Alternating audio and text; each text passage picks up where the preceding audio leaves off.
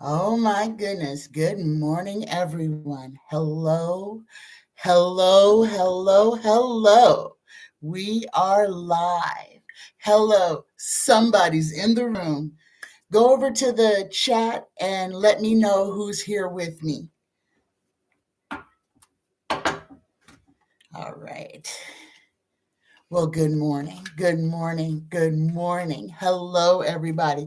Please go over to the chat and let me know who's in so I can call you out by your names. Good morning, everyone. Here we go. All right. Let's start today off with a blessing. Let me get my camera situated. Here we go. Good morning, Jens. Hi. I'm glad you're here because your question is one of the first ones. Good morning. Let's start today off with a blessing. Dear universe, dear creator, dear spirit guides, please give us a blessing for this Wednesday, the 12th day of January 2022. Oh my goodness, we get the blessing of positive thought. Look at this card.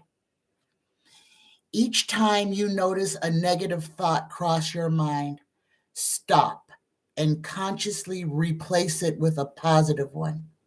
Practice this until the pattern is broken. You will set yourself free. This is a blessing you give to yourself. It will lead you to a feeling of deep peace and contentment. Namaste. Let me read that again. Look at this beautiful card. This is the blessing of positive thought. Each time you notice a negative thought cross your mind, stop and consciously replace it with a positive one. Practice this until the pattern is broken. You will set yourself free. This is a blessing you give to yourself. It will lead you to a feeling of deep peace and contentment. Namaste. Good morning, everybody. Okay, I'm going live because kind of had to, crunch time, guys. And I really want everyone's input on this read.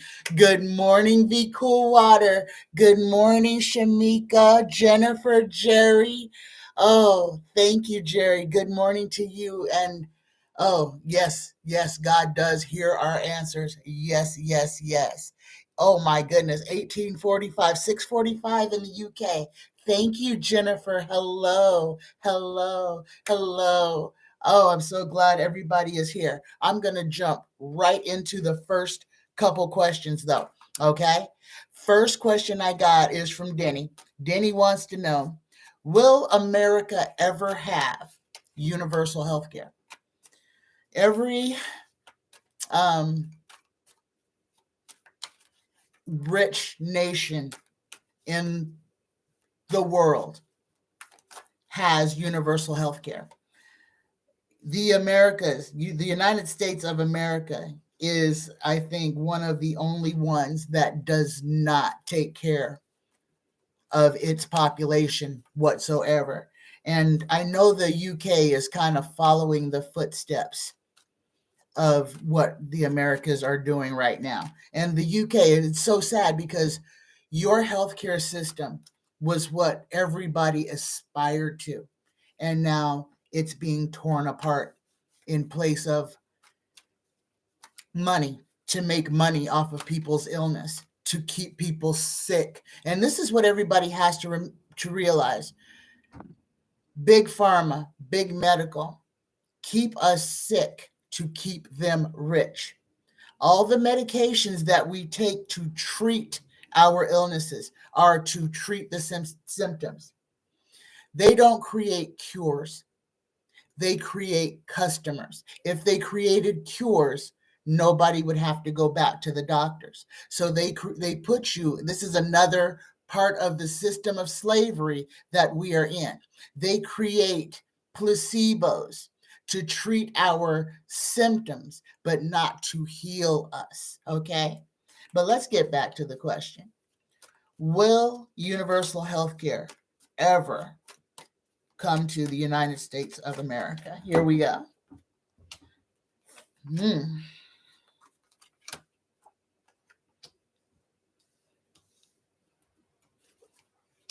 And I don't think I should have had to pull this many cards.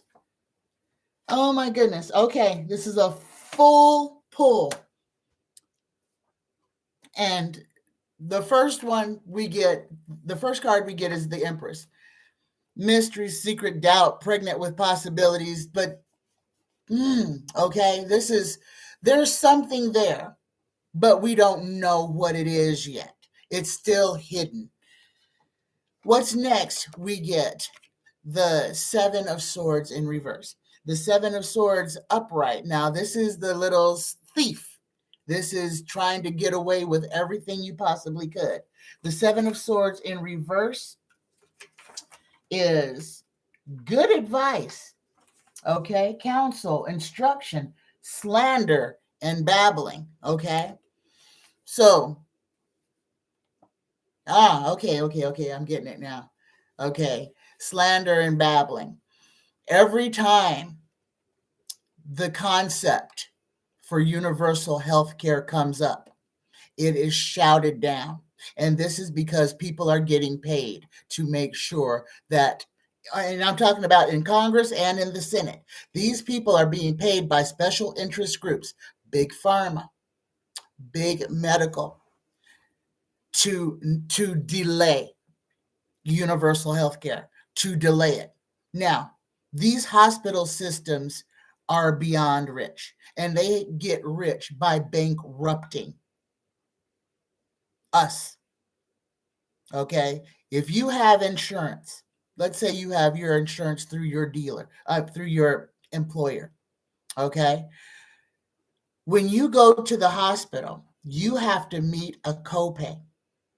So you're already paying for your insurance from deductions from your paycheck. Then when you get sick and actually have to use your insurance, you have to pay to use your insurance. In fact, you have to meet a minimum balance before your coverage is in full. So what happens is, if you are a person who is relatively healthy and you don't go to the doctor very often, and let's say that your yearly copay is $1,000 before they cover everything else, okay? But you go to the doctor one time. One time you go to the doctor because, let's say, you fell and, let's say you sprained your ankle and you went to the doctor. And that doctor visit only cost you, let's say, $100. That $100 is the only thing that you have paid the entire year towards your deductible, okay? Now, let's say that you get sick and you get COVID and you get a bad case of COVID and you wind up in the hospital. Your insurance, since you have not met your yearly deductible, will not start to cover your expenses until you have priced into that $1,000 or however much that copay is. So you could be stuck paying huge bills. You may get reimbursed for what you have to pay afterwards, but they're going to hit you with these big bills before your insurance pays anything. And this is the system. This is how they built the system to keep us enslaved in it. We pay for the insurance that we have. Then we have to pay for the insurance we have to use it when we need it. Then we have to pay more for the insurance that we've already paid for to ensure that our bills are paid. This is slavery. If you don't see it, I can't make you see it. This is the system of perpetual slavery. Okay? So this is a good card, though. This is a card that says, okay, at least they're talking about it. Third card, we get the Page of Pentacles. Okay, somebody coming in with news, a messenger, rival, money, because this is what it all comes down to. It all comes down to money. How much is it going to cost? Who's going to pay for it? And even though we know that universal health care would actually make rich people richer and actually help everyone, because then sick people wouldn't be worried about having to miss a day of work to go to the doctor. People would actually take care of themselves and not be in fear of a big hospital bill. This is what is keeping us entrenched. This is the fourth card. This is what is chasing us. And this is the greed. This is greed. This is people wanting to control. This is people wanting to hold us hostage to make sure that they can squeeze every dime that they can out of us, keeping us sick, keeping us in a low vibration. And guys, everything really does come down to vibration. Everything really does come down to vibration. This chaotic place that we're in right now is because we have been duped into believing that we have no power, that we don't control anything, where in reality we can control everything if we take our power and our energy and put it into the things. Well, number one, we have to come together. Okay, this is the most important thing. They have done a great job of dividing and separating us. They spread us out like the fingers on a hand. And until we can come back in and make a fist, we cannot beat them. Okay? We can't beat them like this. We can only beat them like this when we come together. And I hate to put it like that because that seems so violent, and that's not what I mean it to be. However, I need for everyone to really understand. There we go. I need everyone to understand that this really is an us against them. But the us is us, the people, against them, the idea of the controlling, ruling class. They can only rule us when we give them that power. Oh my goodness. I'm sorry about that, guys. I could have swore I turned this thing off. Okay. All right. Let's go ahead and go back into the read, though. Will America ever have universal health care? I don't have any straight up yeses, but the story that it's telling is this is future, because this is an arrival. This is something that is coming in. This is a gift that is coming in. And I do believe that at some point we will have a better healthcare system than we have today. The next card we get is the Star, okay? And this is my yeah, not yeah card, okay? This is my, yes, it could happen, but this can also be a card of loss. This is really how people are. This is the fickleness of how all of us really are.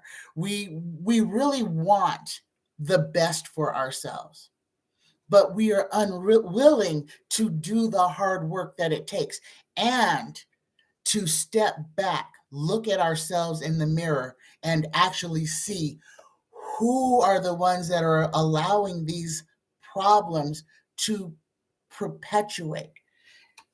And I say that, guys, because the truth is, until we fix ourselves,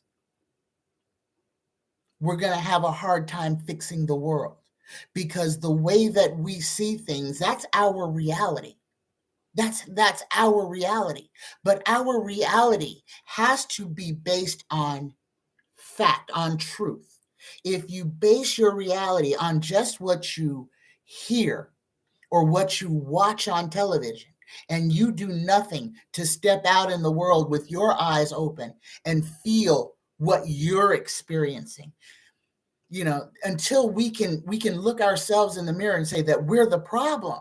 We are the reason that the bad things happen, because we didn't do what we were supposed to do.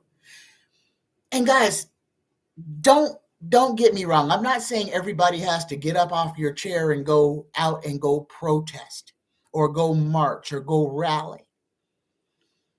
But we all have a responsibility to what is going on in our lives, on how we live.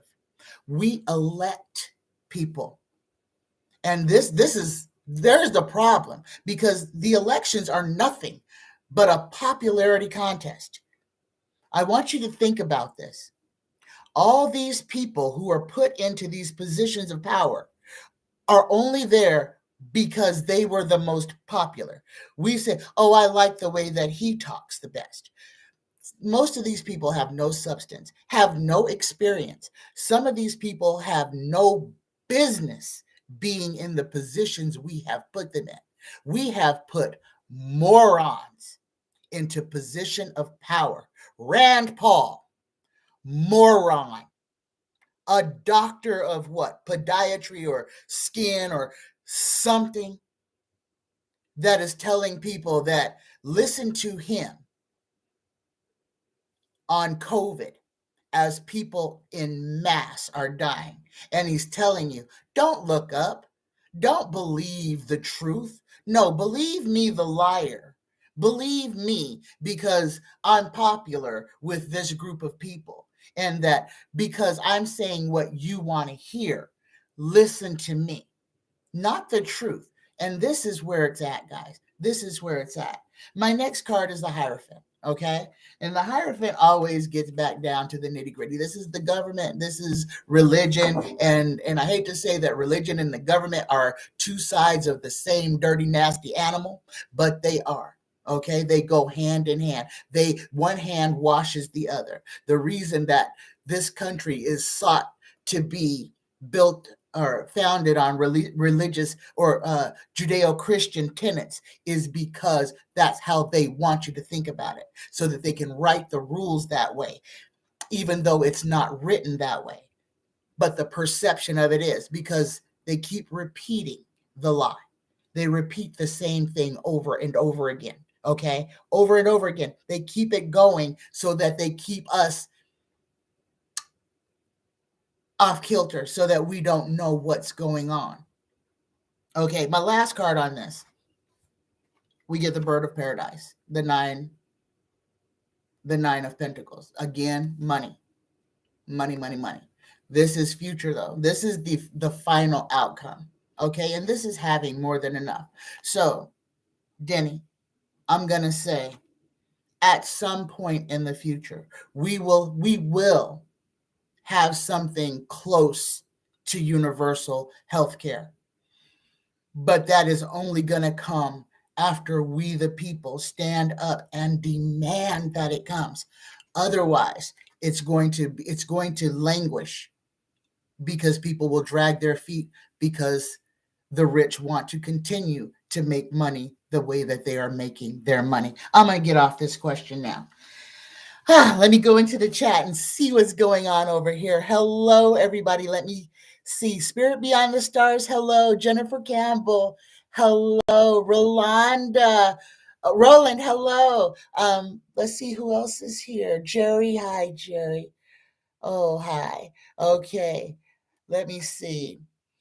I just sent you an email and would like for you to open it if you can while you're having your readings. It's going to shock everyone who is listening to you today. Okay, I got my phone right here. Spirit Beyond the Stars. Let me get to my email.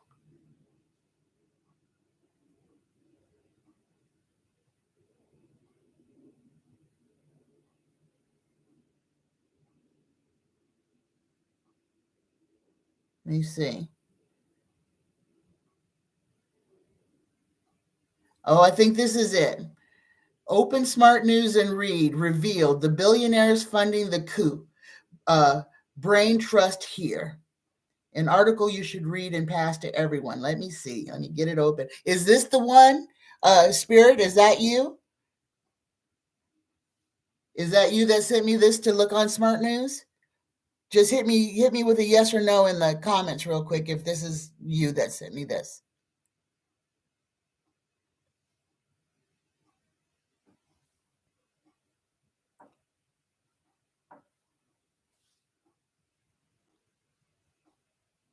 Okay. The billionaires funding the coup's brain trust.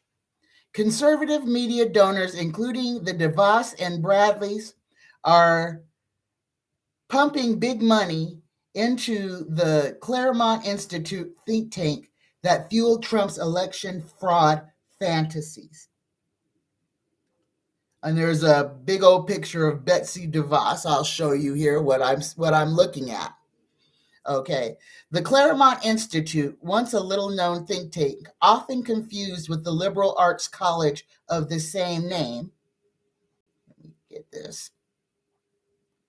Has emerged as a driving force in the conservatives' movement's crusade to use bogus fraud claims about the 2020 election to rewrite voting laws and remake the election system in time for the 2022 midterms and 2024 presidential election. Most infamously, one of the group's legal scholars crafted memos outlining a plan for how then Vice President Mike Pence could potentially overturn the last elections.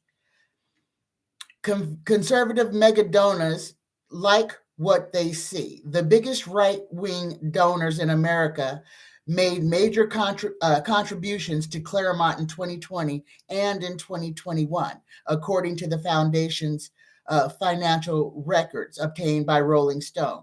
The high-profile donors include several of the most influential families who fund conservative policies and politics. The DeVosses of West Michigan, the Bradleys of Milwaukee, and the Scarifices of Pittsburgh.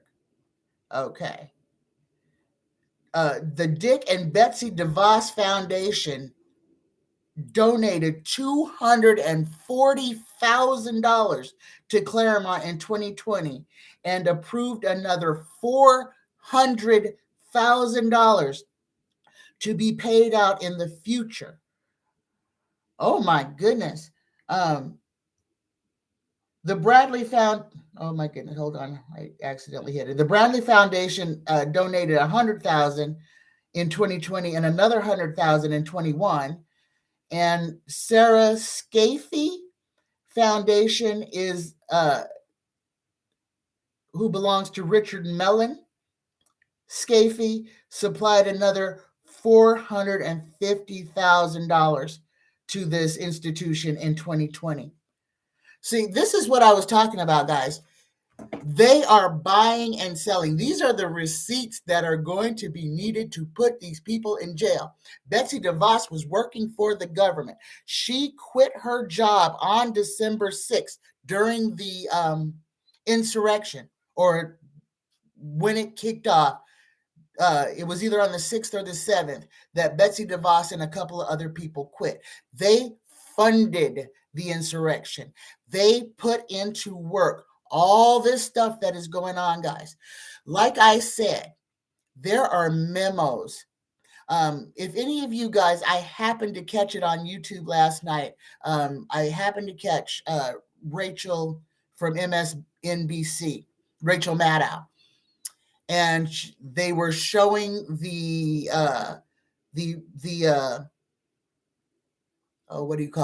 certifications of the votes that they had fraudulently made up. There's the real version and the fraudulent version. So guys, those papers, which are physical evidence of treason, exist. This is why the scrambling and the chatter is so high, because now Merrick Garland has real evidence. Georgia has opened a full investigation of the trying to sway the election results in Texas. No matter what the GOP tries to do, they don't have everyone in their pocket. And this is where they are running into their problems, because they don't have everyone in their pockets. No, Tanya, don't do it. Okay, what did I miss? Okay.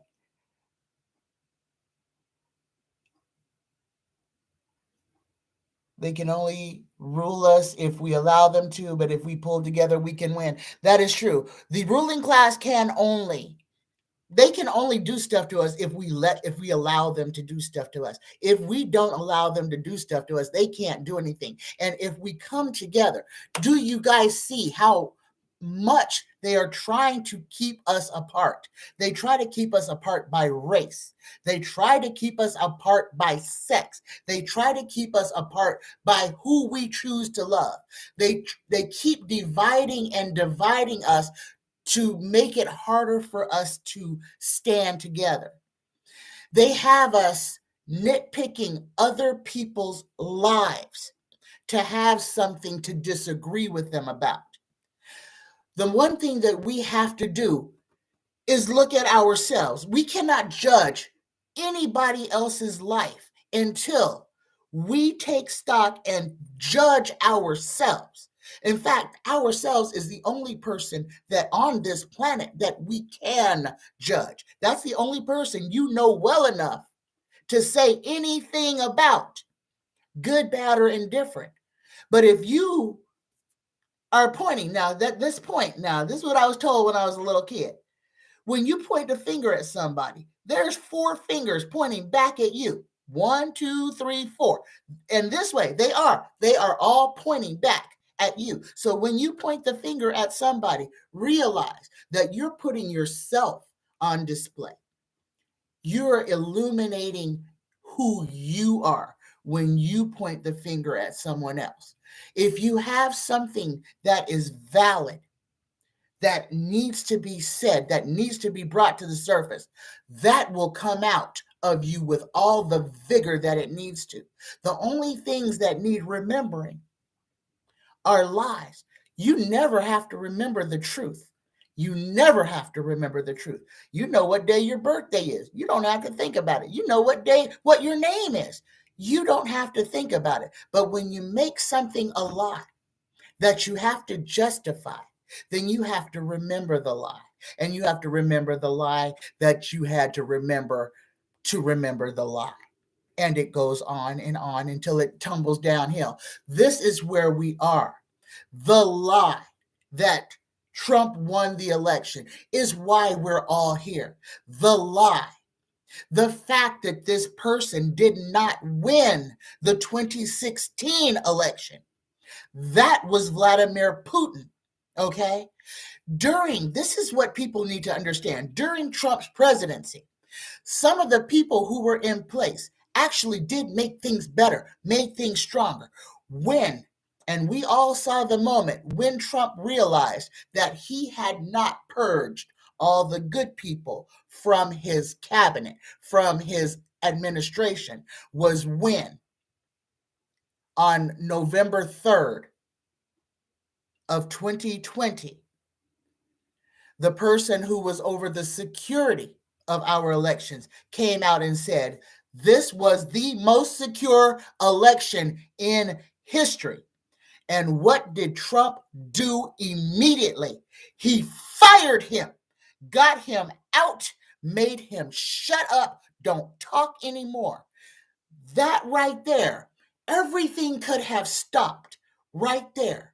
But no, because he has the charisma, and that's what it is. He has the popularity that has charmed, enchanted, bewitched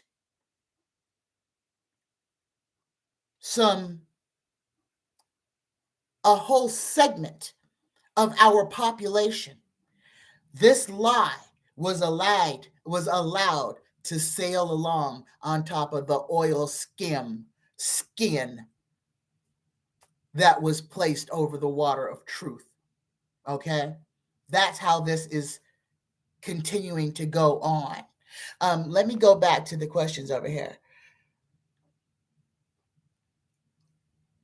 Jennifer says, The Sum of Us by Heather McGee is a book about what racism costs everyone and how we can be successful together. Renee, you said, no, Tanya, don't do it. I don't know what you're talking about, Renee. Please be clicking link. Yeah. Oh, I understand, Renee. I understand. Yes, I am very careful clicking links. That's why I look on my iPhone. It seems to be the best one. Okay, but that was I just went into Smart News, so that's already on my phone. So it just opened a link that was already on my phone. Okay, thank you. um, let's see. And everybody's talking about us joining together and being separate. We're weak. Together, we're strong. This is so true. Okay. Let me get back into my questions since we only read one question and we've been here for a little while already. Let me get to DeSantis. Okay. And DeSantis, let's see who wanted to know this. Was DeSantis sick? And if so, what will happen? DeSantis was sick. DeSantis was sick. And he got his little monocloidal antibodies with his little private doctor. He was hiding, getting treated in his home. Him and his wife and his children, if he has some. His whole household was sick. And they got treated at home. They got treatment that he is not allowing all Floridians to get. He got monocloidal antibodies. When he came out day before yesterday, the first time that he'd been seen back out in public, he was still having a very hard time breathing. Now, what I feel is going to happen to Governor DeSantis or Governor DeSatan, if you want to call him that, this person, okay, he's got ways to go around what everybody else has to do while still feeding you lies, feeding us lies, telling all of America that COVID is not real. We don't need to wear masks. We don't need to do anything. If you're rich and you have money and you have access to medical treatments that other people don't have access to, well, yeah, you can go around and walk around maskless and go home every night and do what people accused Michael Jackson of doing and getting into a hyperbaric chamber and protecting yourself from the rest of the world. This is what rich people do. Rich people take care of themselves. Every one of these people, most of them, have taken the vaccine, except for the extreme dumb ones. And DeSantis is an extreme dumb one, but he is an extreme rich one, okay? And he's getting rich off of taxpayers' money. We can stop him. We can stop him, but we have to stop these people where it starts. We can't wait till presidential elections, till Senate elections to decide to do something. The city elections, the town, the school, the ones that are trying to get on the school board. This is where we need to be showing out en masse to stop these despots from gaining any type of power. Our rights are being taken from us at the city level, at the town level. We are letting bad people, once it gets to the Senate, that's so far gone, so far removed from us, we can't really do anything. Where we can do is right where we live. Who are we electing to be the mayor? Who are we putting on our school boards? Who are we putting in our houses and our state houses and our state senates? Who are making the laws that we have to live in our neighborhood? This is where we have to start until we figure out that until we fix home, we can't fix away. Okay? Let's see. Let me get back over here. Big billionaires. Yeah, I agree with you, Spirit. Betsy DeVos and Eric Prince are evil. These are mega rich people. I think Betsy DeVos has 9 yachts, 9 super yachts. Okay, and you got to think each one of these yachts is between $1 and $10 billion. These people play with money. The way that they stay rich is by buying these things that hold value, okay? Tricks that we can't do. So they get away with stuff because they write the rules, and we allow them to continue to write the rules that only benefit them. We allowed them to offshore their money. We allow them to buy islands in Belize.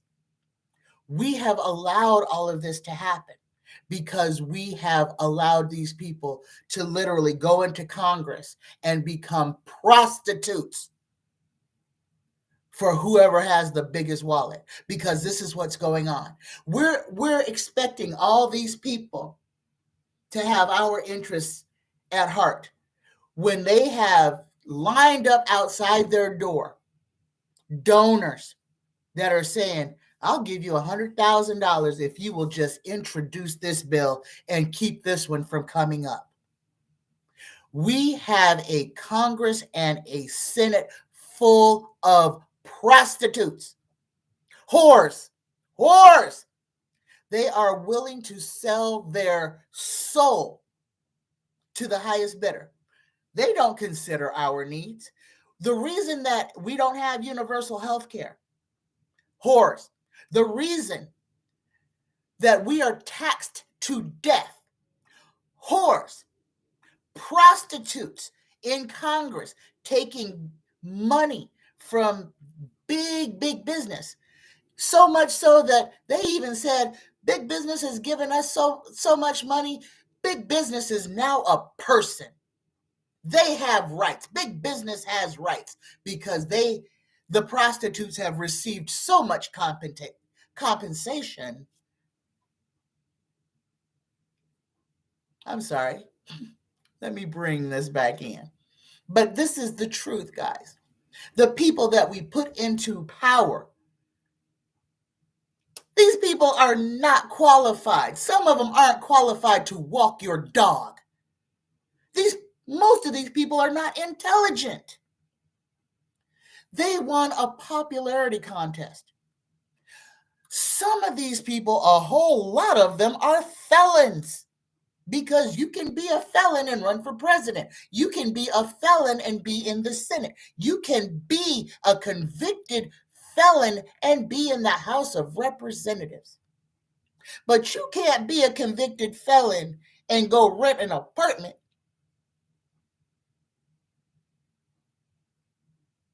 This is what I'm saying. The laws were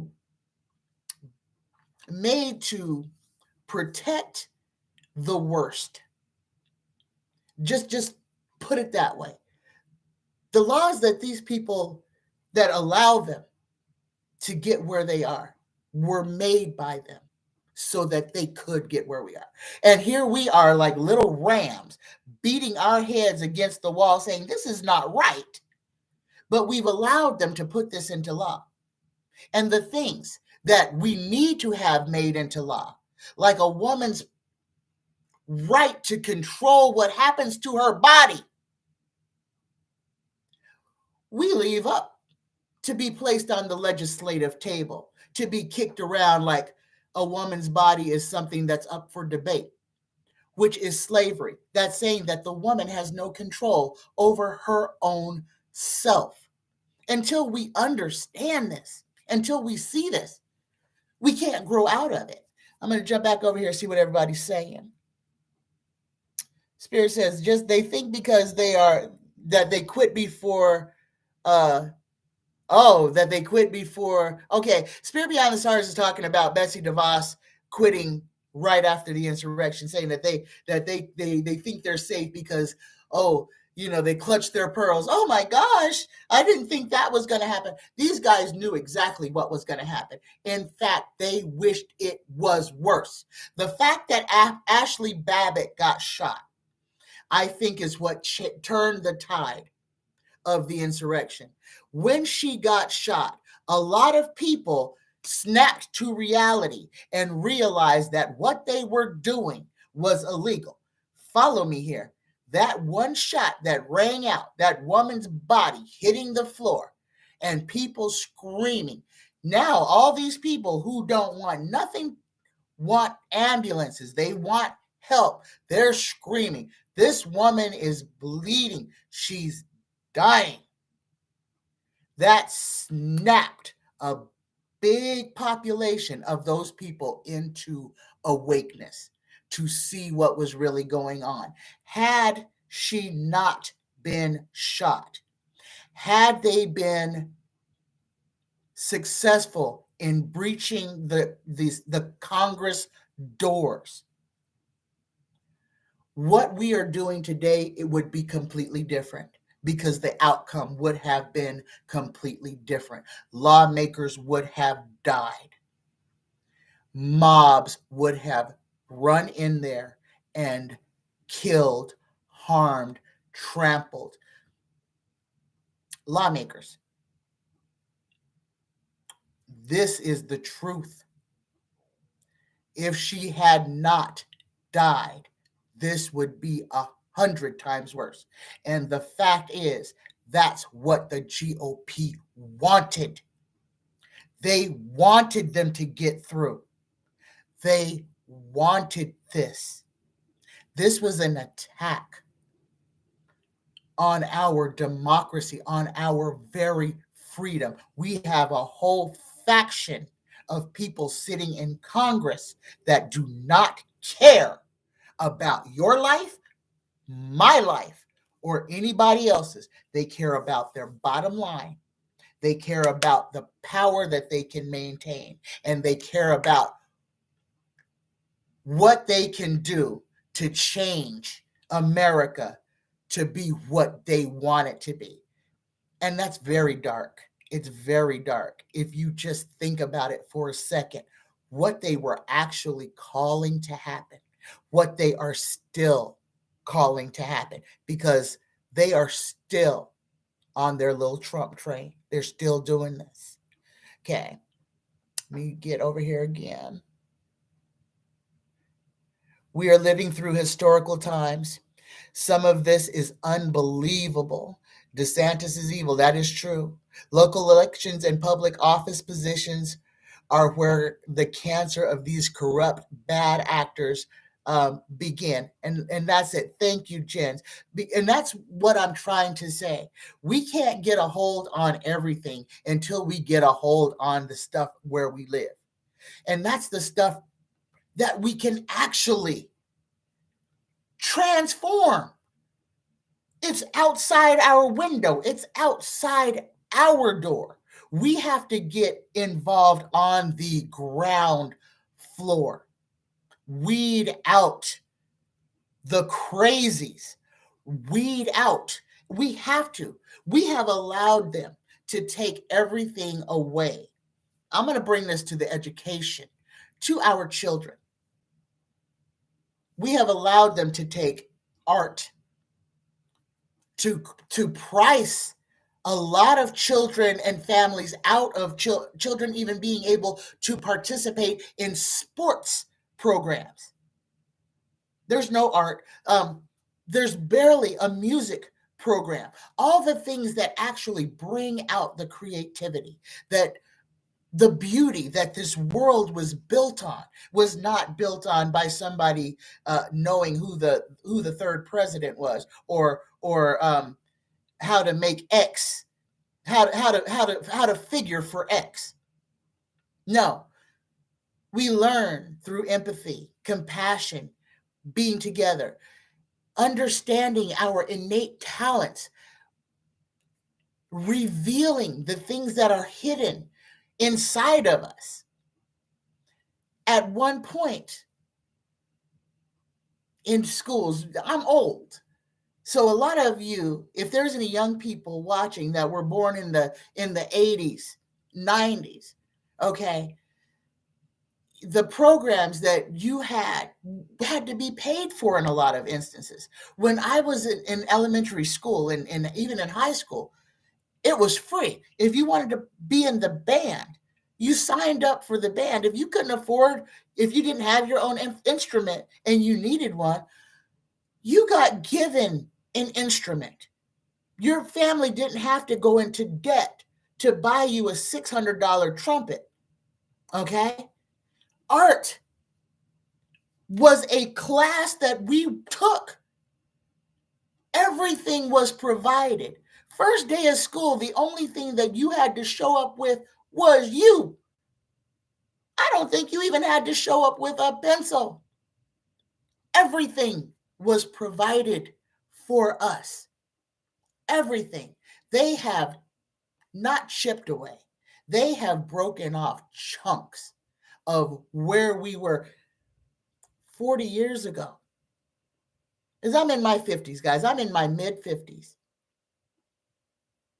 And 40 years ago, 45 years ago, when I started school, no, that would be 50 years ago when I started school. 50 years ago when I started school, a child just had to literally walk out of their house and get on the school bus. They were fed. Everything that they needed to learn was provided by the school system. Today, first day of school, your kid is carrying 30 pounds of supplies because the school doesn't have money to give your child a piece of paper or a pencil. This is where we are, okay? I have gone so far off my reading. It is not even funny. I don't even know what the second question was. It was DeSantis. Next question is from Jens. Now, I want to do this one. This one is about Elon Musk. Is Elon Musk's intentions good, or is he another billionaire grifter?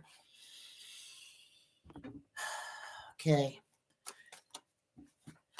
All right. Elon Musk. I'm going to do a deep dive on Elon Musk. Dear universe, spirit guide, speak freely through me. Tarot, tell us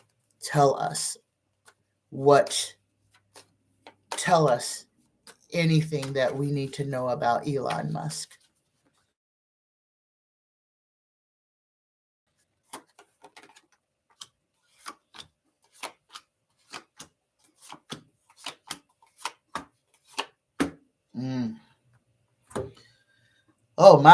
Oh my goodness. Elon Musk is a very multi-tiered person.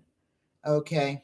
The first card Elon Musk gets is a Knight of Swords. This is a man full of ambition. He sets his sights on what he wants and he goes for it.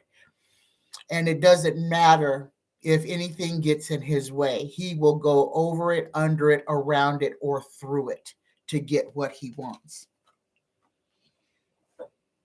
The second card we get is Death. Death is an ending. This is at the heart of his reading. I did a different type of a throw. And this is at the heart. This is in the center of Elon Musk. This is what is inside of him. And the Death card is, like I said, it's an end. Mortality, destruction, corruption. Okay. And it's upright. So it's not his mortality that we're talking about. This is going to be his corruption. Okay. And the fact that he has no problem. Like I said, he will go over, under, around, or through any obstacle to get what he wants. He also does not care who gets hurt while he's attaining his goals. In front of him, we get the Page of Wands. This is the hear ye, hear ye. This is the heralder. And this is what Elon desires. He desires his name. He desires accolades. He wants fanfare. He wants to be highly regarded. He wants to be regarded as an innovator, a creator. He wants to be regarded as someone who is at the forefront of technology. He wants you to see the picture of the good things, but he doesn't want you to look too deeply into him. What's below him? We get the Chariot. The Chariot and the Knight of Swords go hand in hand. This is above and below. And it's all about movement, okay? It's about movement. The Chariot, this is power, going forward with great speed, with a mission to accomplish. Behind him, we get the last judgment. Okay. This is what he is going to have to, this is what he's running from. He is running from the judgment. He's afraid that people are going to see the dark corners of his psyche, the true him. So he keeps coming up with more and more and more inventions, ideas. The fact that he says he wants to colonize Mars.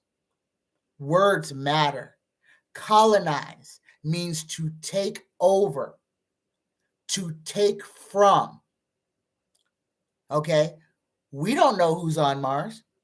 I can tell you there that Mars is populated.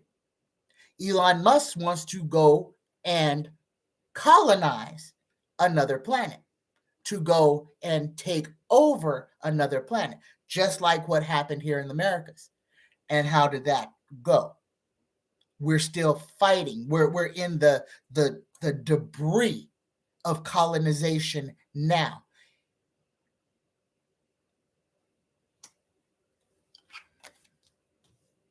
The sixth card for Elon Musk, we get the Two of Pentacles. Okay, this is Elon. He's on unstable ground, but you know, see how I'm going? He kind of goes with the flow. He just kind of rocks and rolls with it. But things, he has to fight to keep his world in balance, to keep his world in flux and in flow. The next card we get for Elon, we get the Ten of Swords. Okay, this is pain, suffering. This is another fear, and this is coming towards the end. This is the seventh card.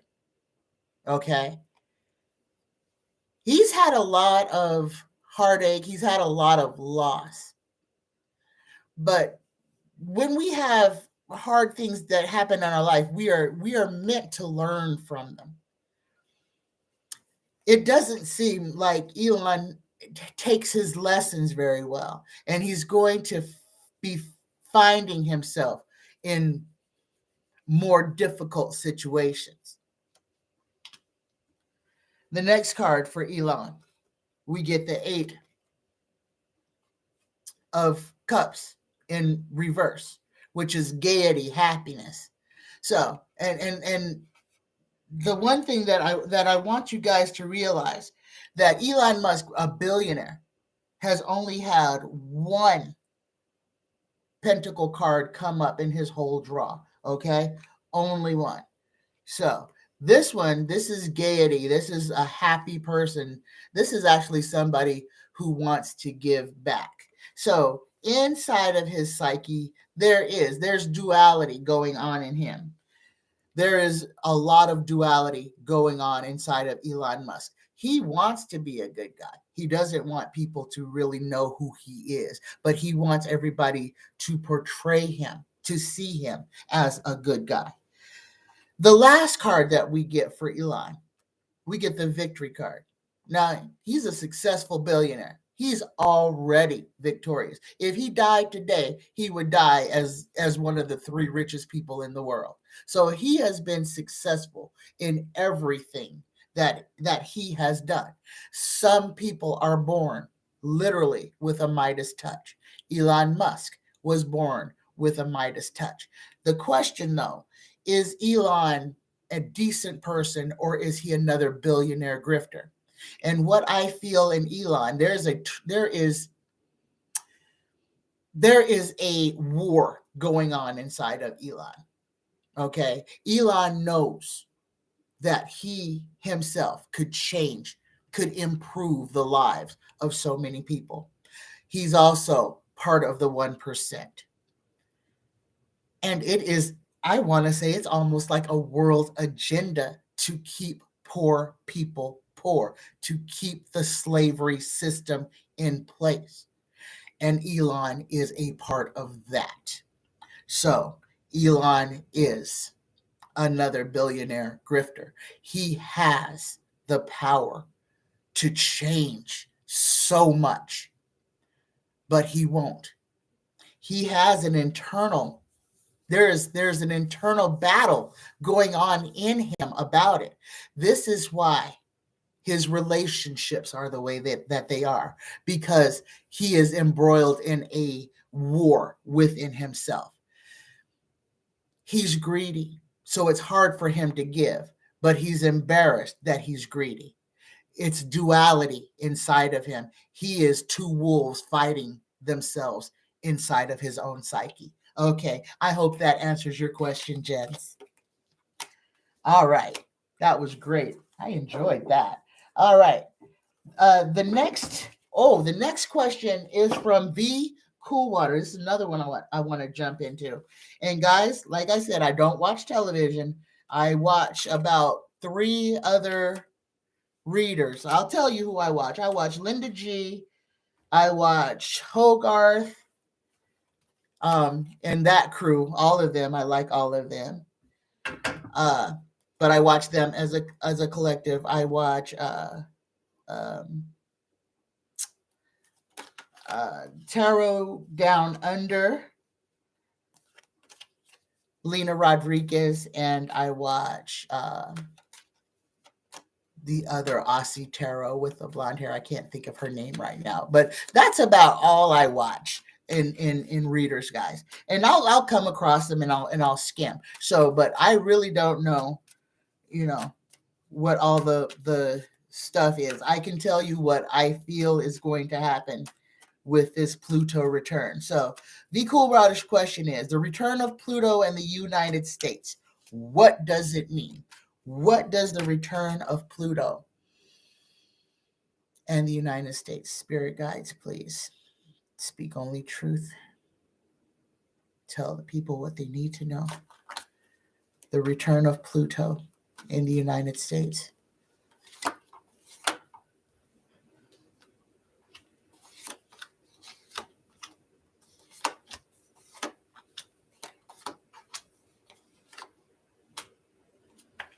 Oh, okay. First card, we get the 3 of Pentacles.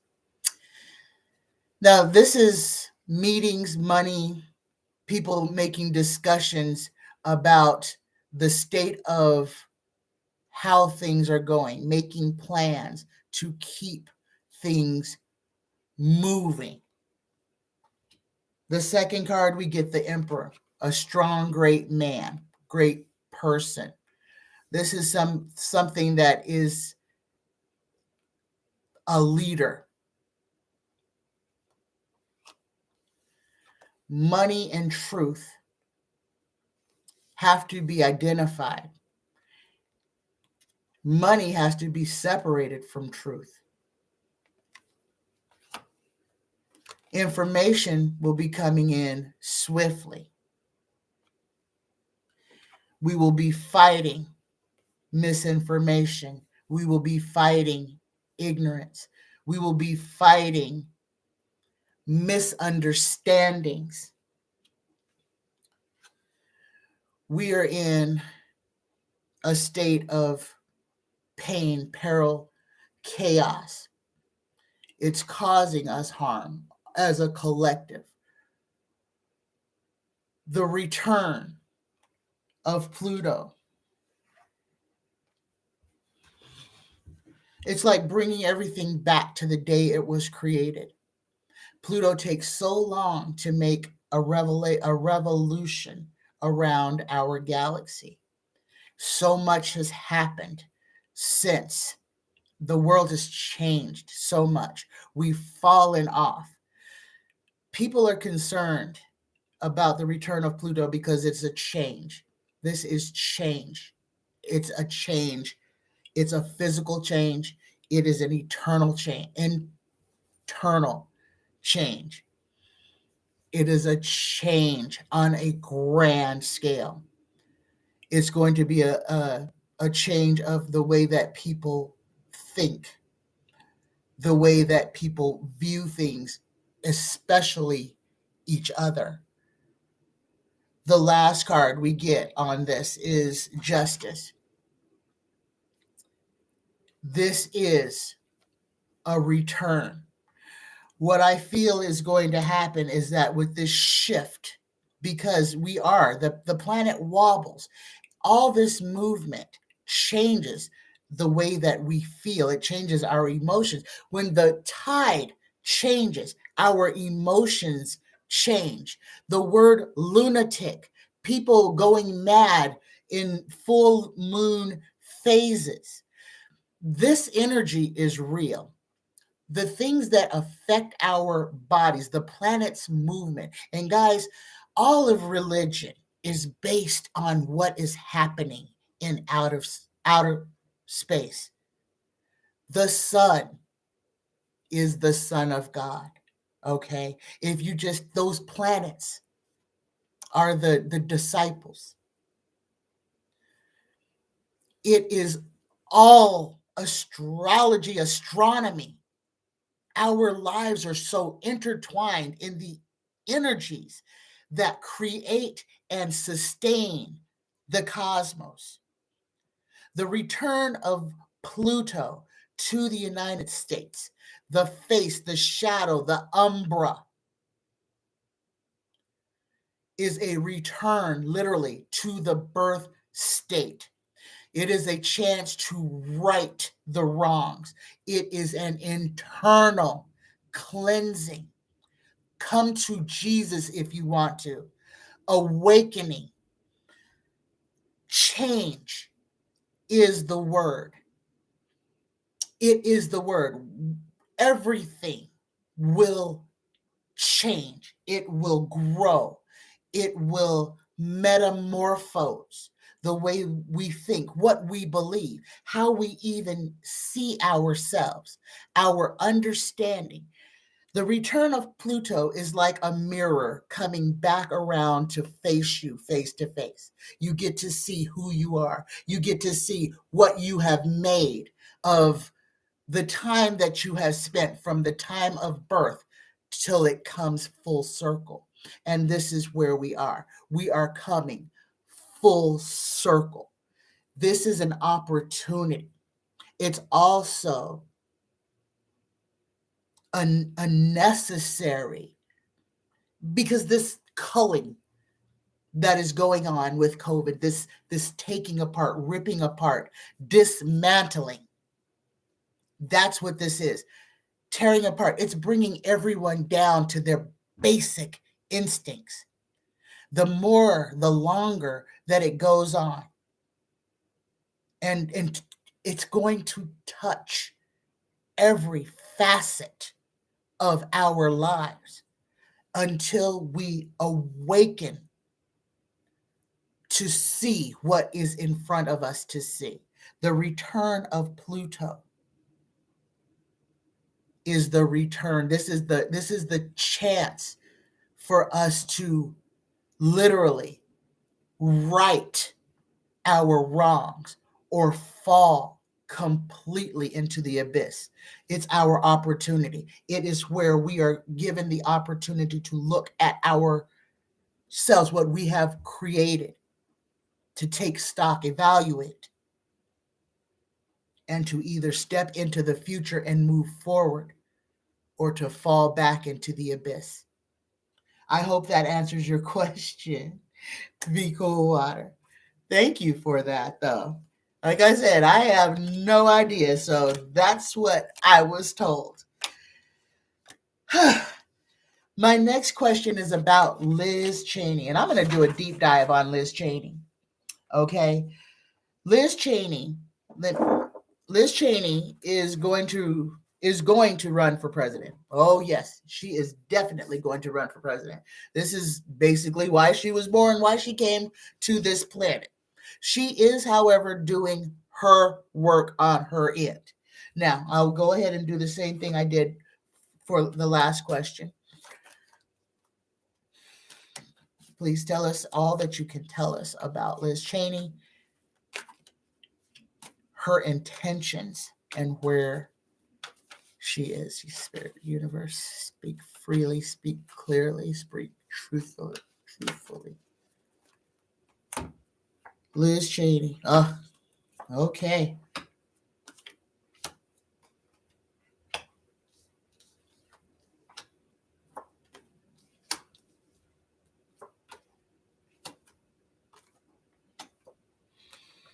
My goodness, this is an excellent read. Oh my gosh. Liz Cheney. At this point in her life, Liz Cheney, partnerships are so important to her. This is what is on her, is weighing. This is what the center of her psyche is right now, is working together, working to bring something to a common end. She has the world, the beauty, the benevolence, the she's going to, it's this is like everything good, okay? This is what is in front of her. And this is what she wants to bring the world back to the way it is supposed to be good, to be good for everyone. Below her, she has the Four of Swords, repose, okay? This is having to take a step back, having to reevaluate what you actually believe in. Liz Cheney she is in the middle of an epiphany. She is seeing how she was raised, how she was brainwashed to believe. And guys, we all are. The fact, when you turn 16, when you turn 18, whether you decide to vote Democrat or Republican, has a direct effect on who and what was going on in your household. That molds and forms our view of the world and what we believe in. She is at this point. She's sitting on this, reevaluating all the things that she has been taught, that she has learned, that she has been told to believe is true. She is having a reevaluation. She has been forced to take a step back and look within. She is taking stock and taking care to protect all that she has. They are after her. They are trying to hurt her financially. And they is the GOP, GQP. Her own party is trying to harm her. They're trying to harm her financially. She is holding on to her assets. She is holding on to what she has, and she is assured and she's comfortable holding on to what she has. At this point, she is standing on the side of right. She is standing on the side of, I want to be the best me I can be. The fifth card, we get the Empress, pregnant with possibilities. Again, she is growing into who she is. She looks in the mirror sometimes and does not recognize her own self. The next card, we get the Lovers in reverse. Now, this card, when we're dealing with all these people who were Trump sycophants, this was the Trump train. These were Trump's supporters. She got this card in reverse. Liz Cheney voted along party lines. She stepped and fetched it just as she was supposed to. She was a good Republican up until the point that it personally affected her sensibilities. At that point is where she said, no, I'm not a part of this, and I'm not going to be a part of this. That one statement that she was not going to toe the line any longer. She was not going to allow terrorists to overthrow the government. She jumped off the Trump train, and that's why she gets this card in reverse. The next card, she gets the Knight of Pentacles. This is her. Serviceability, steadfastness. This is a person who says, I am here. I am ready to fight the good fight. Tell me what you want me to do. This is why she is standing strong in the January 6th committee. She wants to bring this to the end that it needs to be brought to. justice, truth. The last card we get for Liz Cheney, the outcome. We get this the Eight of Swords. This is a prison card, tied and bound. She has unhitched her wagon from Trump. She wants to see justice be done. This card is not her in jail. This card is her putting people in jail, figuratively, holding people to account. She is not going to allow the lies and the liars to propagate. Okay, so Liz Cheney, even though she came into this world and her whole political career has been a despot, she had been one of them. She towed the party line. She carried the water for the GOP. Her father is also having an awakening experience. Now, Liz Cheney came from money. This woman never wanted for anything her whole life. Her mama's rich, her daddy's rich. She, by proxy, is rich. And she has been in the Senate long enough to be a prostitute. Okay? And I'm telling you, there's a lot of these old ones, the old guard, the longer they have been there, stagnant, they have sold out. They have prostituted themselves for money, power, or fame, or all three.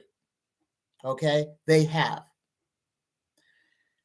Liz Cheney is changing.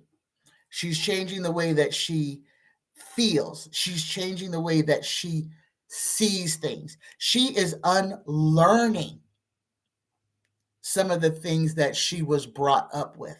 And that is hard. Unlearning what has been instilled in you by your parents, grandparents, peers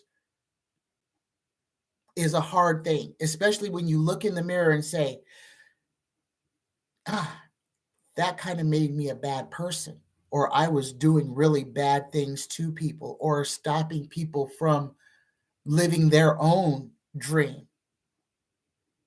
Liz Cheney, and she will become president someday. Yes, she will. She will be president someday. But I want to soothe some of you guys' nerves. She is changing. She is changing, and it is a visceral change. She is disgusted with herself on how she used to view things. She is literally having an epiphany about her own self and her beliefs. So let's give her the benefit of the doubt for the time being.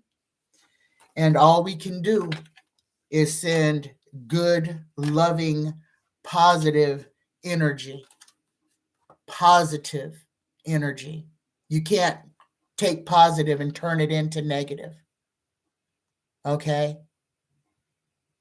You can put all the energy you need to keep it positive. All right, so let's do that. Let me go back into the questions.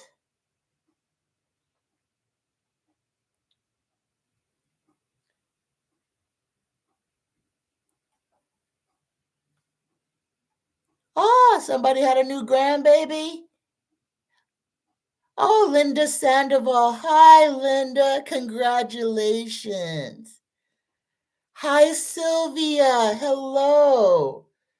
Renee, hi. Let's see. Jasmine Clark, hello. Jasmine. Thank you so much. Jasmine is, I believe it was Jasmine that reminded me that I could put a memo out on my community page so that you guys would know when I'm going live or doing live chat. Thank you, Jasmine. I mean, it completely slipped my mind. And this thing, guys, I want to tell you this. The only reason that I can say some of the things that I say without getting shut down is because I am not monetized. Okay. I am not monetized. So you get me. I'm not playing to algorithm. I'm not playing to try to keep things all nice and bubbly so that YouTube won't defund me. I don't make money off of YouTube. I don't make money off of YouTube. I don't make money off of doing readings. This is my gift to you. I stay unmonetized so that I can give this to you without putting myself into a position to where I have to say or not say certain things, because that's the reality of it. Once you're monetized, you're censored. I refuse to be censored. I believe the truth can only be served at room temperature. It's got to be the way it comes out. If we try to fix it, if we try to go around it, it becomes a lie. I refuse to lie. So if anybody's wondering why, maybe I don't do a whole lot of readings with other people, that may have a lot to do with it, because what I say can be deemed as controversial because I'm not playing to an algorithm. Okay. I want to tell the truth. And sometimes the truth is painful. We are in a place we cannot continue to say, oh, everything is just great. Everything's going to be okay. Nothing is wrong. We're not in a big, chaotic, great big bubble. Watch the movie Don't Look Up. This is why we are where we are, is because everybody is so afraid to tell the doggone truth. I'm not afraid to tell the truth. I love you enough to let you know what's coming. I'm not trying to scare you when I tell you the truth. I believe that adult human beings, children, can accept that we don't live in a perfect society. That it doesn't, we don't have unicorns shitting rainbows over us. Okay? We live in a real world. Real people that do bad things are in our midst. And we have been brainwashed into thinking that we have to just sit here and take it. Or we go to the psychics hoping and praying that somehow things will be made to be okay, while completely absolving us of our own responsibility. We have responsibility to this planet. Bad things happen to us because we allow bad things to happen to this planet. This is our home. We only got one. The earth, our mother, takes care of our every need. We have air. Ain't no rich man providing you air. We have water. Ain't no rich man providing you water. All the food that comes up through the soil of the earth. The earth gave us the seeds. The earth incubates them, grows them. The only part that man has in it sometimes is pushing the seed into the earth. The earth provides for us. We have taken away and not given anything back. We consume. We destroy. We will eat ourselves if left unchecked. This is the species that we are. We were not always this way. The pyramids, all those great things that were built eons ago, when giants still walked on this earth. We have to realize where we came from. The fact that this planet has been made over and over and over again. How old this planet is, only the Creator knows. But we do know that dinosaurs used to roam here. We do know that people were sometimes 15 to 20 feet tall. We know that because we have skeletons. We've found them. Those things used to exist. They don't exist anymore. Dinosaurs still exist. They just got really small, as did a lot of us humans. We just got way smaller. We are magical beings. We live in a magical cosmos. There are spaceships flying above your head right now. There are aliens. One of them may be your next door neighbor. If you look into corners at night, you might see a gnome or a fairy because they're real. It's not fantasy. We have been brainwashed to distrust in magic. We have been brainwashed to disbelieve that we ourselves are magic. We go to bed and wake up because they gave us a time. We allowed that to happen, to divide the days into light and darkness, to go slave 8 to 10 to 12 hours a day, to toil at a job. Listen to these words: to get paid so that you can eat. Gaia gave us everything. The earth grows without a prompting. If an apple seed falls from an apple tree into the ground, another apple tree will grow. Man don't have nothing to do with that. Nothing. Everything grows wild. We have let mankind destroy the sod. Monsanto poisoned the entire planet. Monsanto has poisoned the air, has poisoned the soil, and has poisoned the water of the entire world. In your blood right now are traces of Monsanto's poison. The reason that we have so much autism is because big business, Monsanto, and companies like that have been allowed to treat us and the earth as a petri dish. Oh, well, let's see what if we spray oil on this, what'll happen?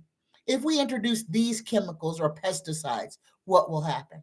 Oh, well, we can control any aphids getting on our lettuce. And now we have lettuce that can last in the refrigerator for 12 days before it goes bad. What is going on inside our body with all those chemicals that we are ingesting? Okay? This is the truth of it. Our pineal gland, our third eye, was forcibly closed. This one Adolf Hitler got the ball rolling on this one to make sure that people could not realize their powers. That is why your water is fluoridated. Fluoride calcifies your pineal gland. Why would anybody want to calcify your pineal gland? To cut you off from source, to cut you off from yourself, to keep you from realizing who you are and what you can do. Stop. Go anything. If you are using Crest toothpaste, stop it. any kind of toothpaste with fluoride, stop using it. If fluoride protected your teeth, you would never get a cavity. But you brush your teeth with Crest with fluoride and still get cavities. It was never meant. They are having you put fluoride into your mouth, into your baby's mouth, to keep you a slave. Brush your teeth with baking soda. Brush it with salt. Hell, Burt's Bees has got unfluoridated toothpaste if you just must have toothpaste. But know what you're putting into your body. Everybody's worried about what's in. Oh, I don't know what's in the COVID vaccine, but we know that fluoride is in our toothpaste, and you squirt it on your toothbrush and stick it right into your mouth, inches from your pineal gland, so that it goes through your bloodstream and calcifies your antenna to source. It's also what's got you eating meat. Humankind, we are vegan, vegetarian. We were made that way. Why do we eat cows? We say we eat meat so we can get protein. What do cows eat? What do horses eat that makes them so muscular? What horses are complete muscle. What meat protein do horses eat to manufacture all that muscle? None, because they don't need it. Now, certain animals are carnivorous. Those animals are carnivorous because those animals clean up the carcasses of deceased other animals, or they are literally population control for other animals. And that would be your lions, tigers, bears, sharks, your bottom feeders, catfish. You know, they clean up the world. They keep the population of animals in check, and then they take care of the animal debris. Okay, I'm just trying to speak truth to everybody. It's time we get out of this pretending that everything, this is all make-believe. We create our existence. It may not seem like it because we're all stuck in this matrix of slavery. That's why we keep talking about this new earth that is coming, to understand what the new earth is. It's the awakening. It is the coming. It is what is going to happen. It is a literal pulling apart, but it's on an etheric level. It's a consciousness, and we are all getting there. Everybody is in a phase of awakening. Things are not making sense to you anymore. You're getting tired of having to go along with the lies of society. You're waking up. That's your body saying, I want to exit this matrix. I don't want to be a part of the lie. I want to know who I am. I want to know what I can do. I want to know why I am here. And you can, but you have to start taking the shackles off. And you have to understand where, they get us to put the shackles on ourselves. I mean, they've done all the groundwork. They tell us, they tell us cow's milk is good for us. It's not. Humans are not supposed to drink cow's milk. Humans are supposed to drink human milk, and only until that human is large enough to fend for itself, to basically eat solid food. We're not supposed to be drinking milk. That's why so many people are sick, lactose intolerant. And then you're talking about all the gluten and stuff like that. These things happen because of what we put into our body that our bodies were not supposed to be processing.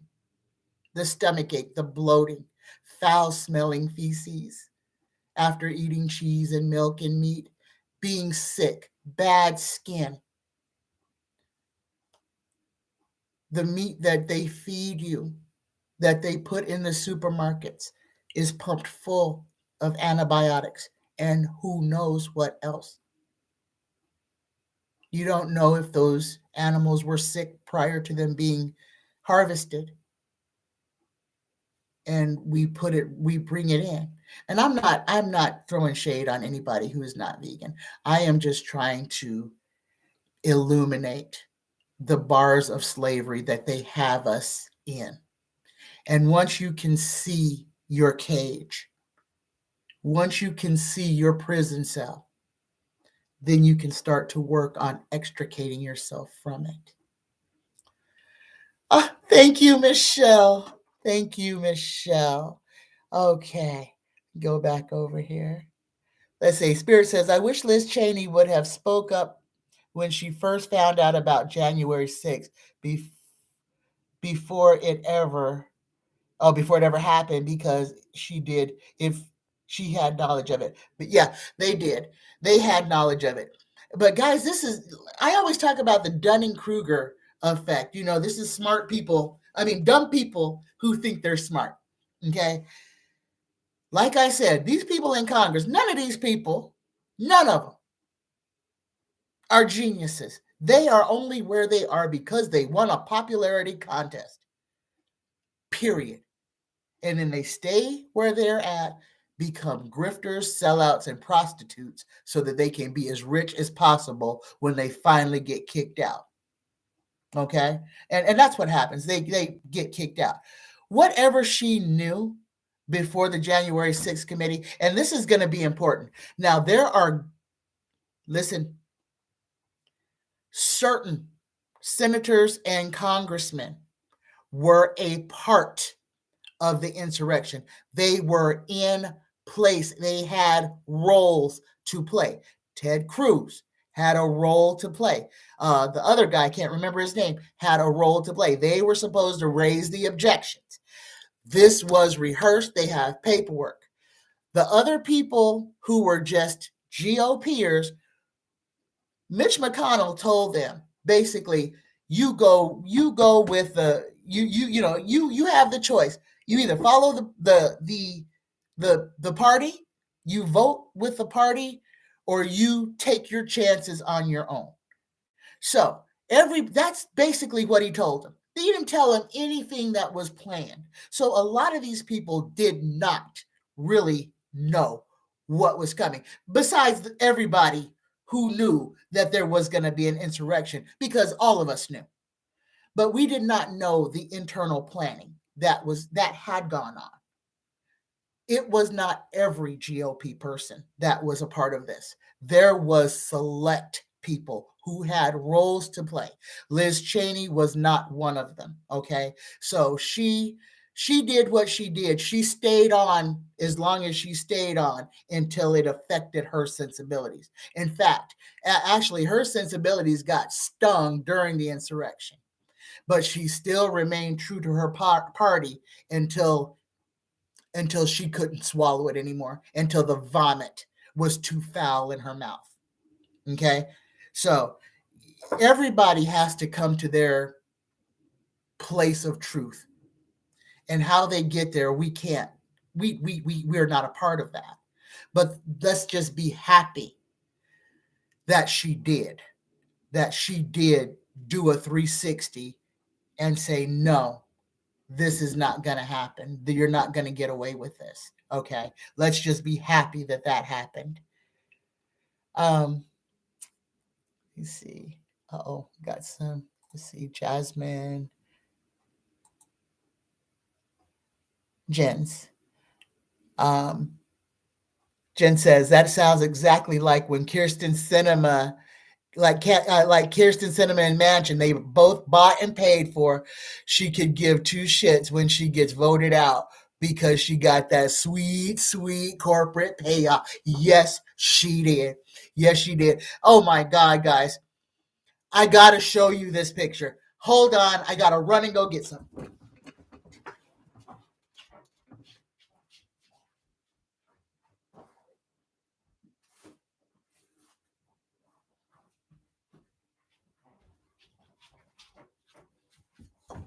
All right. Okay. Guys, I am a doodle artist, but I do political drawings, and I must show you the drawing that I did for Kirsten Sinema and Joe Manchin. I'll do Kirsten. I'll do Joe's first. Joe Manchin. Okay, got Joe Manchin. So it says the man behind the hood, Joe Manchin, Democrat, West Virginia, Klansman? Question mark. Now I say that Joe Manchin is a Dixiecrat. Okay, look the word up, Dixiecrat.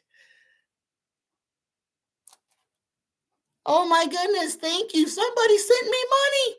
Thank you. So Joe Manchin is a Dixiecrat. So that was supposed to be a Klan hood. I want to show you what I did for Kirsten Sinema, though. This is Kirsten Sinema. Okay. I want you just to look at that. I'm going to put it, hopefully you can see it. Let's see everything. There you go. I know everything's going to be in reverse. But anyway, it's Kirsten Sinema in bed. It says, now serving lobbyist number 175. Over here, it says, checks are okay. And there's a tip jar on the nightstand. And there's her Kirsten Sinema, Senator Kirsten Sinema. And this lamp right here, only because I like A Christmas Story. That was the leg lamp from A Christmas Story. Okay. But yeah, I do that. And if you guys would like to see my political drawings, they're on Facebook under my page. Just go to Tanya Stingley on Facebook. I'll accept your friendship. And then you can look at all my political drawings. They are hilarious. I have so many of Trump. It is incredible. And there's some of them are really kind of good. So if you're interested, go over, give me a friend request on Facebook, and I'll accept your friend request so you can see them. Okay. Yeah, they are bought and paid for. They are complete prostitutes. Let me see. Why didn't any of the Republicans? Oh, Carrie. Hi, Carrie G. Hi, Risa. Let me say hi to some people who are in the room. Hi, Risa. Hi, Carrie. Hi, Joanne. I think that's the new ones that are in the room. If I missed you, I'm sorry. I'm so sorry. Jen says, oh, hell no, we definitely aren't built to process cow milk. The inflammation and diabetes it causes, I don't touch the stuff within a 10-foot pool. That is so true. And guys, before I became a vegan, my favorite thing was hot fudge sundae from Dairy Queen. And it actually wasn't even a hot fudge sundae. I wanted like a cup full of hot fudge and a dollop of ice cream. But since I become vegan, I think that's the one thing that I miss the most out of my whole world as far as treats go is a nice hot fudge sundae, because that was like, if I was sad, that was the one food that just could just make me happy. All right. Thank you, Jasmine. And that's it. I want to keep telling the truth. I want to come here and tell people what they need to hear, not what they want to hear. This is why we're where we are, is because people get what they want to hear. Nobody hears what they actually need to hear. And look, at this thing has gone an hour and a half. Oh my gosh. I have the beautiful girl has a question, and I want to get to this question. Beautiful girl has a question. The squad: Ayanna Pressley, Rashida Tlaib, Jamal Bowman, Corey Bush had their panic buttons ripped out during the insurrection. Are they safe? And she has a second part of this question that says, what change will they affect in the future? Or will any of them aspire to the presidency or Speaker of the House or anything like that? I'm going to go ahead and throw cards, and I'm going to throw cards on them as a collective, as a squad. And this first throw is going to be about their safety. Is the squad, is Ayanna Pressley, Rashida Tlaib, Jamal Bowman, and Corey Bush, are they safe at work? Are they safe at work? High Priestess jumped out. Yes. Second card, they are safe. I guess after the insurrection, there's a lot of internal security practices that have changed in the house, in the building. Each person, there's not one now, there's a backup. So those buttons have been replaced. There's also been an upgrade made in the security of the House of Representatives and the Senate, and in the hallways that connect them. They have changed a lot of policies and procedures. We all know that they put metal detectors outside the doors of Congress and the Senate now, and that people are forced to walk through metal detectors. So that was part of it. And you see who is the ones that are fighting against that are the ones that are trying to bring guns onto the floor of the House of Representatives or into the Senate. This is dangerous because, guys, our history as Americans, there has been violence in that house. Senators on senators, Republicans on Republicans, congressmen on congressmen. I should have said not Republicans. Beating up, coming to fisticuffs, beating people over the head with metal canes, trying to kill each other. Our democracy is fragile. It really is. So we have to constantly be working towards that. But the squad is safe. Get the holy table. They are safe. Things have been put into place, changed, rectified. The third card I got for them is the Queen of Cups in reverse. And the Queen of Cups in reverse this is a good woman, but not trustworthy, perverse, vice, dishonor, depravity. This Marjorie Taylor Greene.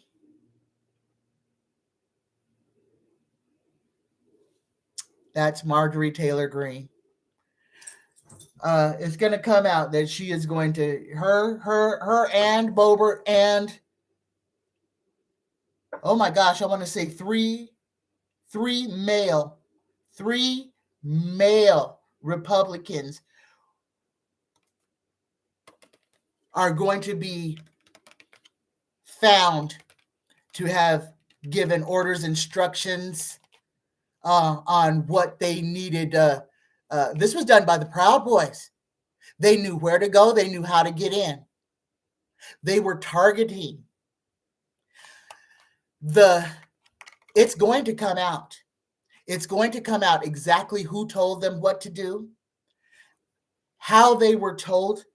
There were many meetings. There was more than one meeting.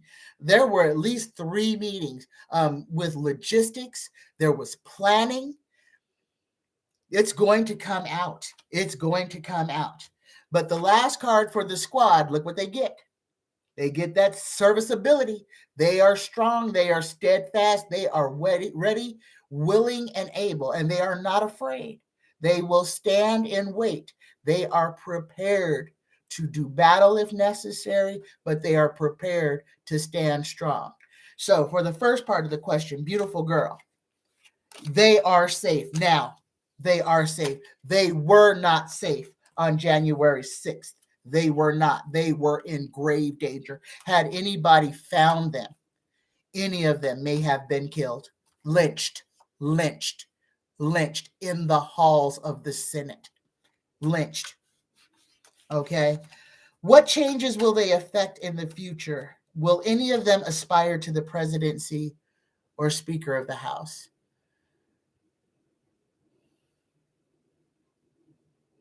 What I feel, their claim to fame is going to be is going to be for pushing hard bills through. The Build Back Better and the right to vote. Those two bills are going to be the biggest, most influential bills of our lifetimes. They both will be passed. The Voting Rights Act will be passed. Guys, I know we're a lot of us are worried about the 2022 election. Don't put your energy there. What we have to put our energy into is the strength of us, into our fortitude, into our stopping the ignorance, stopping picking people based on them just saying what we want to hear. We have to press these people on what we want to know about them. We need to research them. We need to know what's on their social media. We need to know where the hidden bigots are. We need to know where the hidden pedophiles are. We need to know where the people who do not have the best interest of this country are coming from. We put them in the positions they're in, because we like what they say, and we just leave it there. We don't do one iota of any type of investigation, even a Google search of their name. We have to do better. The way that we fix this is to take our power back that way by doing our work ourselves and not relying on mainstream think what to believe and what we want to hear or what they want us to hear.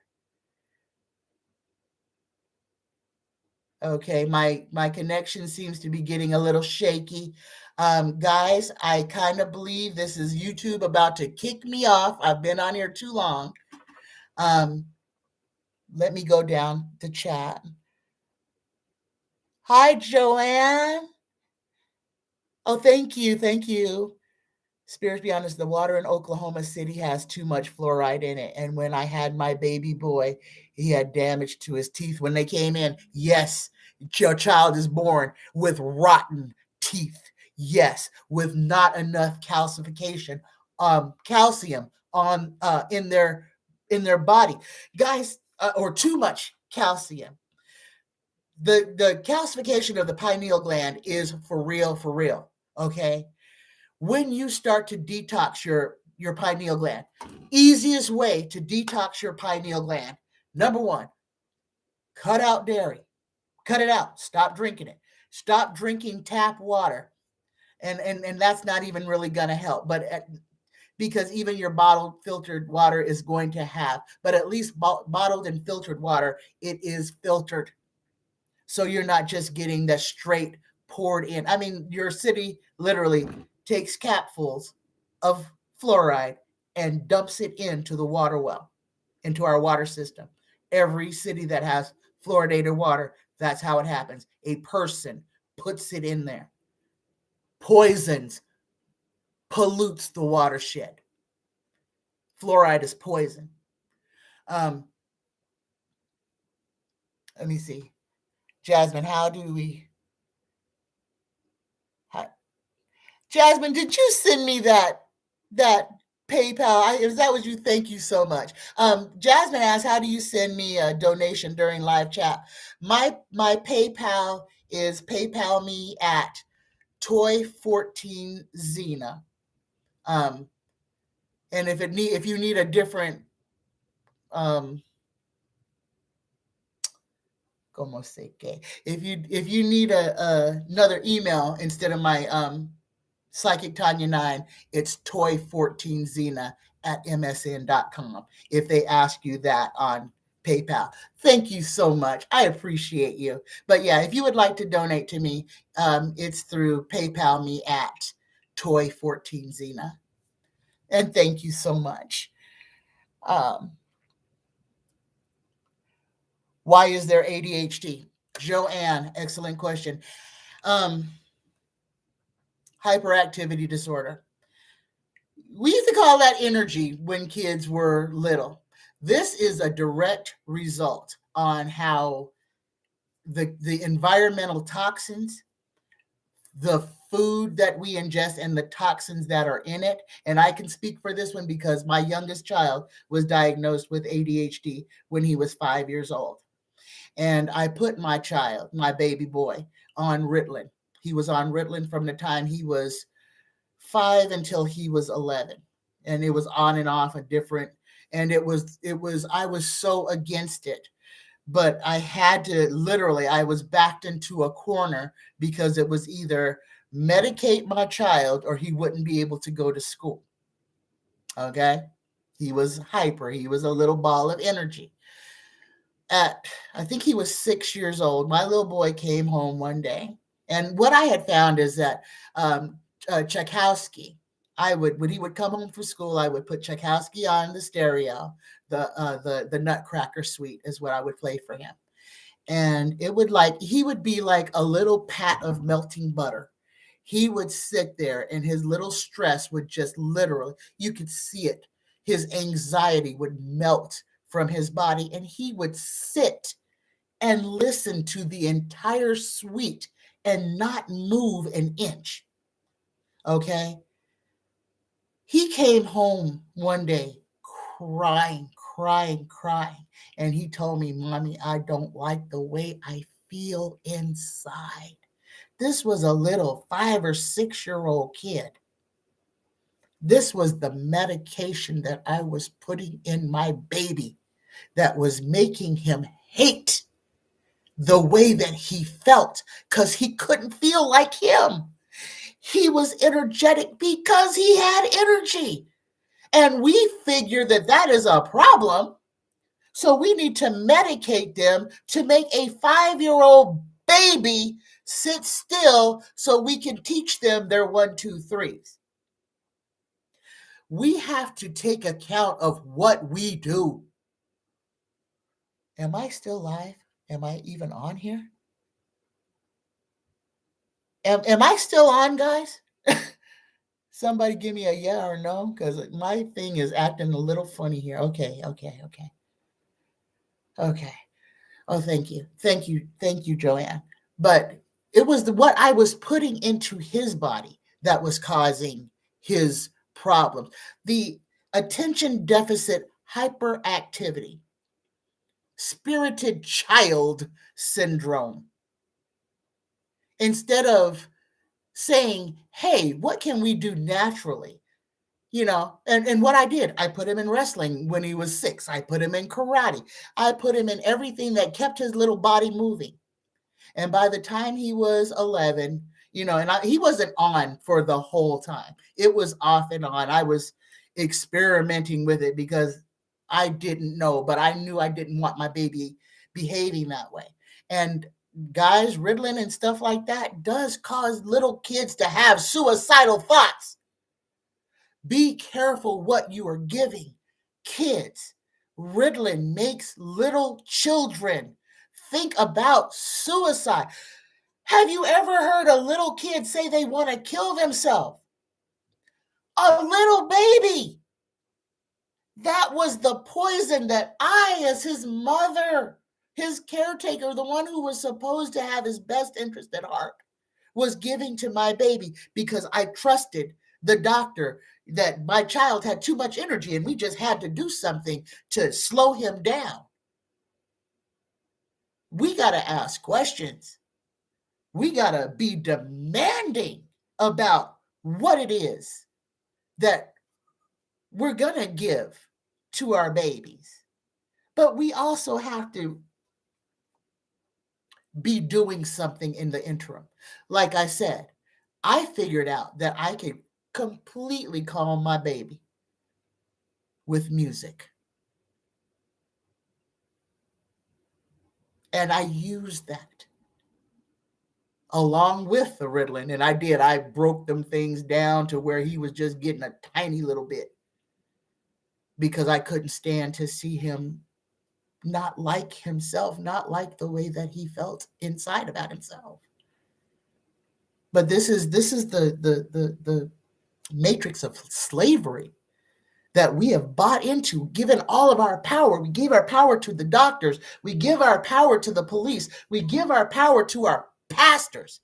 We give our power to everybody except for ourselves. We take everything out of us and just throw it at everybody else, leaving nothing to protect ourselves. Let me calm down. Let me see.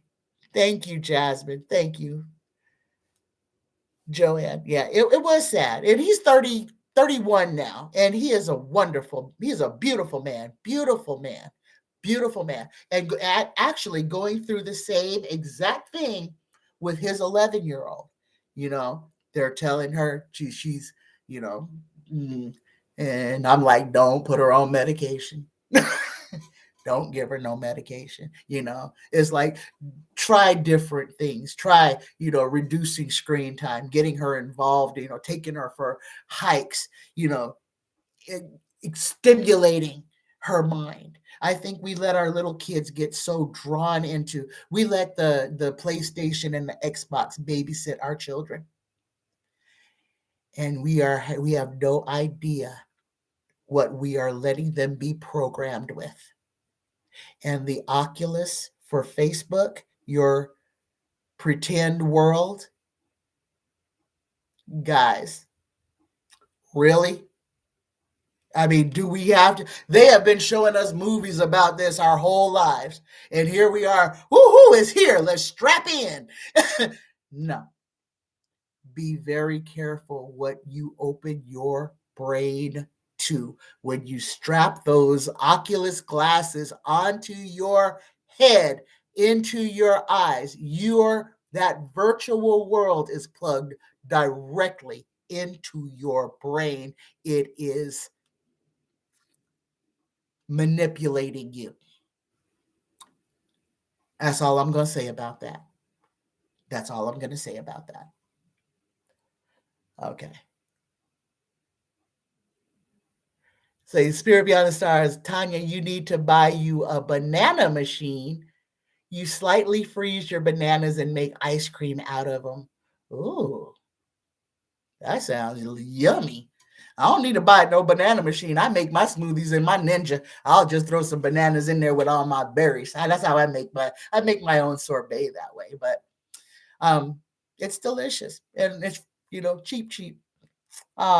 It's okay, Renee. I figured out by the time he was 11, he was off the Ritalin and he was a completely different child. But thank you for caring. But we have to be aware of all the garbage that we've been subjected to. We just do things because the doctor says to do it, or because, you know, because they make a law that says, okay, you're supposed to, you know, we don't question anything. You know, just why? Why do I have to do that? Why is it, you know, is there something else that we can do that is not going to pump poison into me or my child, you know, or something that you don't know? Autism. Somebody asked, why is there autism? And that is autism, ADHD, all these labels that we want to put on children. The children, and I want to say something, it's not all autistic children, but some autistic children. These, and you can believe me or don't, okay? But for some of you who have autistic children or who have relatives or somebody close to you who you have been able to seriously interact with an autistic child, know that is a child who is living between worlds, okay? They are not fully on this side and they are not fully on the other side. They are in between, okay? All right. I am going to have to end this live stream. My battery is about to die. I love you guys. It's 2 hours long. I love you. I love you. I love you. Thank you, Michelle. But no, it's all good. It's all good. It's all good. I will be back on Friday.